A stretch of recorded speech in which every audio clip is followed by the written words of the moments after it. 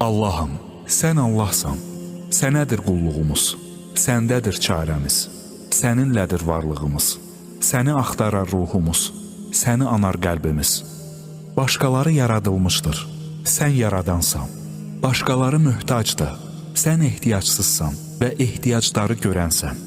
Başqaları cahildir, sən alimsən, başqaları bir an sonra başlarına nə gələcəyini bilməz. Sən olanları və olacaqları, olmayanları və olsaydı necə olardı, bütün bunların hamısını bilənsən.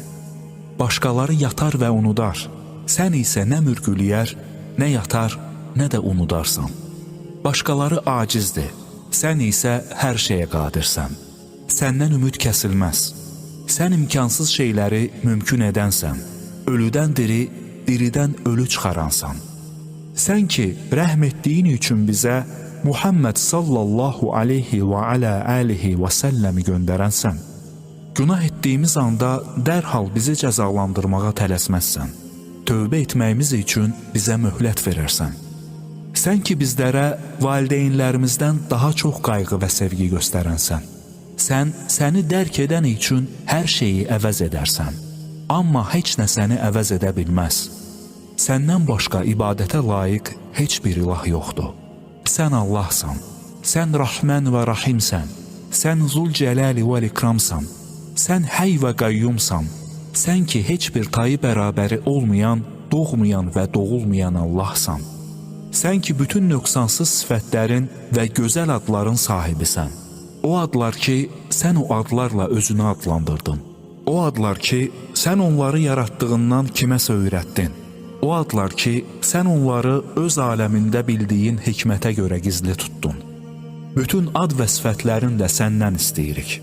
Bizləri cənnətinə və cənnətinə yaxınlaşdıran bütün əməllərə müvəffəq et.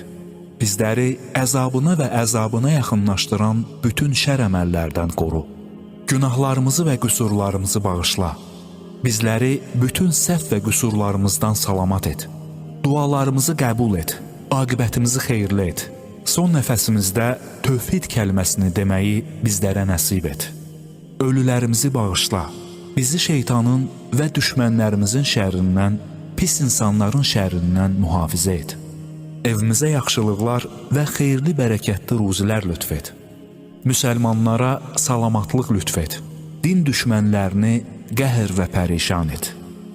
Ey Rəbbim, xəstələrimizə şəfa, dərdlilərimizə dərman ver.